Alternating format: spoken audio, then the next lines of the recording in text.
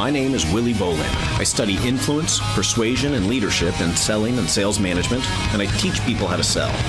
In this podcast, we'll talk to some of the world's top sales leaders and see what we can learn from them. Welcome to the Sales Lab. Hello, welcome to part 3, our conclusion of our conversation with Ryan Pereus. More about cold calling, a lot about making something out of nothing, incentives, contests that he runs with his people, values, cold calling ethically, applying values to this type of a sales situation. And of course, we get some book recommendations from Ryan. Hope you get something out of it. Now, how do you in a lot of sales organizations, somebody might take a job knowing that it's a lot of cold calling for a time, but they're willing to accept it because there's a chance or a guarantee that, after a year or 2 or 5 or whatever, that they can move into outside sales and they'll have the inside sales setting their appointments for them mostly. And, so it's the psychology is, okay, I have to pay my dues and then I'm out. But when you're hiring people, it seems like there is no outside sales, right? It's no, I want you to come in and make cold calls, and you're going to be a cold calling guru, and that's the job, that's the role. Or is there a carrot at the end that one of your employees can get out of it? I love this question because it really does. It really sheds light on the profession of sales development and cold calling, and what the perception is of the role, right? I think that is very common for a lot of folks to, okay, I'll do this for a short term, but eventually I'll have it nice and gravy where I'm just doing pitches and closing deals all day versus calling. And the first thought I had was that I would tell that person to never stop prospecting. Always have it as a practice in your sales day to day. Because it's what can happen is you can turn to anti-cold calling and I'm done with that. I'm not doing that anymore. And that is probably the worst place you can be because the market is never the same. I mean, look at the last 3 years. We went from a good market to the pandemic to now, this recession. So are you getting as many inbound leads, right? And so you always have to have that practice. And I think it keeps you sharper because you have to continually instill belief in somebody who wasn't necessarily looking at this prior versus the inbound leads that come in where they already showed an interest. So having that practice, I think, keeps a salesperson on top of their game. First of all, to answer your question though, to go to our team, I think that the difference with us versus say someone who sells a single product like a SaaS software or, something widget in manufacturing is that those folks are only calling on one type of product for their entire time at that company. Where with us, our team, we have them call between 3 and 5, different campaigns on at a time, like over a period of time. So they're getting a little bit more dynamic stimulation there with different products and different results from those products or services, which might change their bonus, or incentives. And that's exciting for them. If they get to sell on XYZ company versus ABC, they're like, oh man, I can't wait to finish ABC to go to XYZ. And it kind of keeps them motivated to call something new, talk to a new type of market, pitch a new type of product. And there is a stimulation there that keeps them going, but it's worked. I mean, we've had my first hire ever before we even went W-2 with our team is still here. It's 6 years now. And he's one of our top 3 or 4 callers monthly. And our top caller, Patrick, has not only increased his appointment setting rate every year that he's been here, he's also increased some other metrics like amount of decision makers he's able to get to. So I think if you can if you don't have multiple products to call on, the other direction we've gone in finding success in keeping people into the role and is, first of all, glorifying the role. What they're doing is incredible, really is. They're making something out of nothing. They're talking to strangers and building trust in one call to set up a meeting where they can learn more at the will of, the effort of the team. If you can figure that out, you can scale as big as you want if you know that you're able to convert at a certain rate, right? So we really glorify the position. We give them, at least if they're in office, we'll give them a stand-up desk. They have multiple monitors. nice headsets. We're on Slack channels. We're constantly doing competitions and recognition and different awards you can get. Always looking at the numbers, kind of like sports, and just everyone has their stats. So if you can kind of keep, regardless of the fact that we have multiple campaigns we're calling on, this culture of recognition, catching them doing something right, encouraging them, high fives, additional rewards and bonuses, incentives, and increases based upon their performance. Cold calling can be a lifelong role. I really believe it. And so what types of contests do you do? So multiple. We have kind of a daily one, power hour. So it's quantity and quality. So they need to, if they can get a certain number of outbound out, but also maintain a certain qualitative metric, then, they have internal team competitions. Whoever kind of wins in that scorecard. And they might do teams like, hey, this team and their combined points versus another team, and they'll have team names, which is fun. Another one is a recording contest, and we do this every quarter. So we record our calls, and we select a panel of judges, and we have a ranking sheet for that has different criteria, right? Their delivery, did they meet all of the H2H kind of components of a call, right? Did they get the meeting?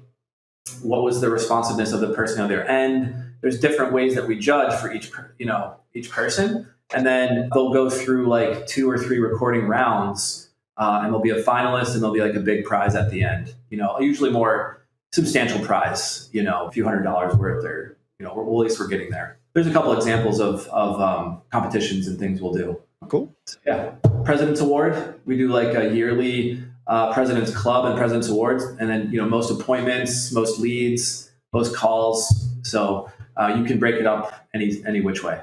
Yeah. Now it's good to have multiple metrics as well, right? Because you want to be able to include as many people as possible that are doing good work. You want them to be able to get an award, right? So yeah, I would imagine there's value in having Bob win the best call award, and Jim wins the best conversion rate for the month, and Jill wins whatever the other one, right? So it's nice to have different metrics for sure. Let me ask you about just, you mentioned a lot has changed, certainly, and probably some of that, I would guess, was probably pretty good for you as kind of an inside sales prospecting, right? A lot of people coming, inside and being stuck inside. That may have been helpful, but we've seen a lot of changes. What's next in your mind? I mean, if you were to, have a crystal ball, what do you think are the next challenges coming down the pike? Challenges in the sales space? Yeah. Say in terms of prospecting and in terms of sales more broadly. Yeah, I would say that a couple things. Things that have changed would be something like technology, right? What's available now is not available 10 years ago. So maybe some like the dialers like Connect and Sell or Monster Connect, or some of those that have like teams of dialers overseas that put the selling person only really accepting sales conversations with decision makers, right? So they'll dial until they get to the decision maker and pass it off to you. You might be able to have 12 conversations in an hour, versus if you're manually dialing, you have like 3 or 4, right? So those tools are powerful, albeit expensive. Those things, if you have the right kind of combination of the right person, the right market, the right list, the right product, it can accelerate your sales. With that being said, I think tech can get in the way a little bit, right? We look at tech as the end rather than the means, and ends up being an overload of expense with not as much output. I think like selling principles are more and more relevant, because I think there is a push, and I think it's working, to kind of earn respect back with customers, and for customers to respect salespeople. I think having solid principles as a salesperson isn't something that we really talk about as much. Are we lying to get past the gatekeeper? Like, oh yeah, Willy's expecting my call. Like he knows, but really not. And those types of things, which are just like same old sleazy salesperson that's been going on since the 80s, when there was the, rules made by the SEC about boiler rooms and things of that nature, and then insurance fraud, right? So I think those will be more and more relevant, because it's going to be the standard for salespeople to be representing companies in a very respectable way, and kind of treating the market well in order to advance. But when it comes to, what are some of those? I mean, you mentioned not lying, but so what are some of the other principles that we should be keeping in mind? Yeah. So, part of our H to H method isn't just, calling scripting, but it's also values that we live by. Maybe we have what's called the H to H characteristics. So, I want to be confident, not conceited is one. Like, I'm not going to muscle my way through or coerce someone into anything, especially like a gatekeeper. Using emotional attunement, I think or entrainment, I think is a way to show someone respect. I think being persistent but not, pesky is another one, right? Where like the number of follow-ups can end up being kind of in that realm of spam versus being a good salesperson and meeting someone where they are, where they need to be met at without backing off too much and without doing, too much. So, those are some basic ones that, like, if you're on a call or you're in a conversation, that you can apply immediately. I think other ones are, like I said, building trust in the sales process. Is your process designed in a way to build value and help the person, or is it really just to get the result that you're looking for, which is the sale, and you're willing to go any way to do that? A good example of that is we actually denied this project. We had someone come to us a few years ago, and we've had this actually several times requested after. But they had this, it was like this new alcohol liquor brand that was trying to get into a Canadian city. And they hadn't been in any stores yet, and they were just getting out to the market. And what they said, they wanted 10 separate reps of ours to make calls to liquor stores across that city. I'm probably going with this, and call the store clerk and say, hey, do you have any of, like, I would call and say, hey, do you have any more of, Acme liquor? And then next person would call and say, hey, look, I'm looking for this brand. Do you have it? Is it in stock?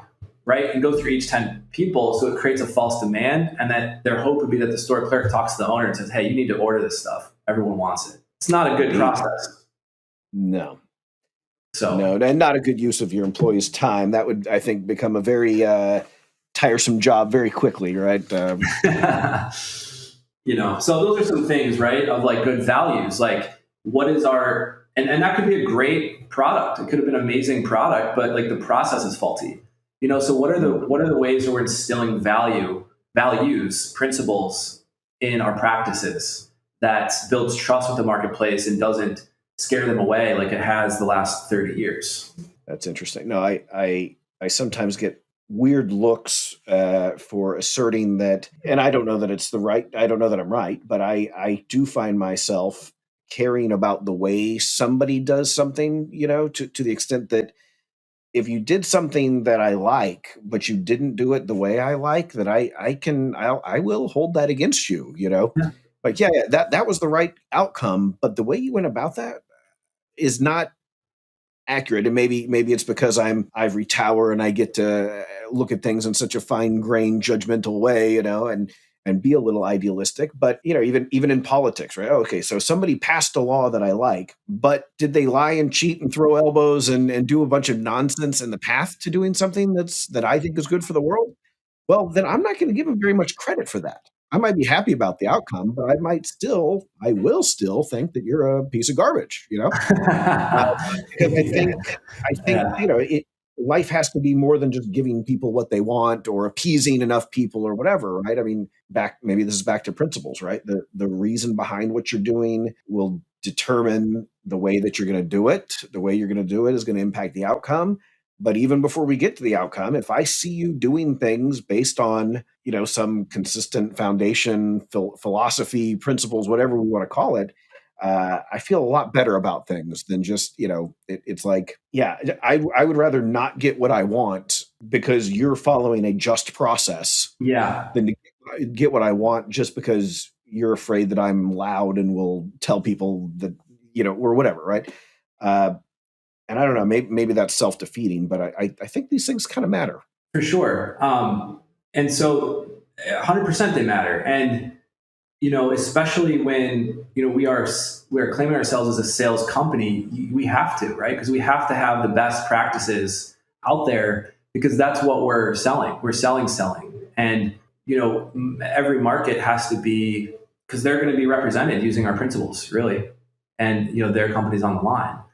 So it's a huge topic that doesn't really get discussed too much. I think it's big. Any other big changes? Any predictions for what's next? Monkeypox. Monkeypox. Yeah. It's upon us. Yeah, we'll see what the COVID masks and things of that nature were definitely a trend within our campaigns for a little while, but those have kind of dissipated, and so I don't know what's next for monkeypox. I don't know the cure, so I'm not sure what product. But if we do know, I'll let you know what we're selling to help cure monkeypox. Indeed. I think something that was on my mind, like what's on the horizon. I think this is an advancement in the profession, which is short-term versus long-term success in selling. And long-term is much harder because of the market and how it changes. I look at sales as kind of these like ranks of ability. And that's partly the reason I'm so fascinated with the profession of sales as a degree and a profession, because I think that there are elements of selling that can work in any market or are going to be pretty timeless. And maybe that's good presentation skills, right? Someone has ability to present well. But if you don't necessarily know in a market how to adapt, if you don't know in a market, right, like how to initiate or adapt when times are tough, or how to change a script or bring a new relevance to your product, or make sure the caller fit or the SDR fit is good, then you can find yourself in some sticky situations where you say, hey, you know what? Selling just isn't working. This isn't working for us. We're going to go a different route and maybe do Google ads. And I think that is kind of something that isn't necessarily on the horizon in terms of like tech advancement, where, at first it was a dialer and now it's connect and seller wants to connect, and there's outreach that changes. It's not like that. It's more of the advancement and the complexity of the sales process and how we deploy it that's in an advanced level because of the now rise of sales education that's out there in the last 10 years. So I think salespeople are going to be more proficient in the future because they know that the skills and values and principles and things needed in order to work no matter what market are more advanced skills than we've ever seen in the profession. And that's where I do think it's going. Good. Interesting. So last thing, I always like to ask for book recommendations that we can kind of let listeners, if they're interested in learning more about one thing or another. You've already mentioned a few books, but give us the books that every sales leader needs to have on their shelf. Every sales leader. Eat Their Lunch by Anthony Iannarino. That was a big one. Eat Their Lunch. And the reason that is big is because it's about taking your competitors' clients. It's pretty scrappy topic. But there's a lot of things in there that are less about like fighting your competitors and more about building value with everyone, your current clients, your prospective clients, and being that true strategic advisor and learning ways to maintain clients that you have and fending them off from going to competitors, as well as winning new ones over in a principled way. And I really like that because I think when talking about advanced selling, he talks about some very higher level techniques and strategies for these higher value relationships of, with executives or owners or what have you at, really big potential clients. So as a leader, I would want leaders to read that. I would also like leaders to read Sales Management Simplified by Mark Weinberg. I think he is probably one of the, probably most consistent in terms of his true north in selling. So he's always had a similar message, which is sales skills and building your sales ability as a person, and tools and tech secondary. So using that in a sales management environment, how do you lead with those things in mind is brilliant. And it makes it so much easier to digest instead of getting invested in all the hoopla and sales tricks and gurus and tips that are out there, and really hearing some, sales truth. there's actually another book of his, I think is very, very valuable for sales leaders. And, I'm going to throw a wild card out there, which is Grant Cardone. And people don't like that guy in the sales world. And I gotta say, I have read some of his stuff, and as much as I think he's out there, every time I walk away with something that I end up applying. So Grant Cardone is like the end of the spectrum when it comes to some of his techniques may or may not fall within good sales principles. I'm not sure, but he's always like testing the limits of what salespeople can do. And it is that mentality, on that verge of like, are you doing something too much? Is this like on the verge of insane, or is this genius? And I think if you as a leader and your team wants to be tested with some wild ideas, I would read Grant Cardone for a fresh look. That's it for this interview. I hope you got something valuable out of it. Of course, if you did, be sure to subscribe and rate this podcast on whatever app you use to listen. Also, share this with your colleagues and friends, and let's continue to have a deeper discussion on all things related to selling and sales leadership. See you next time in the Sales Lab.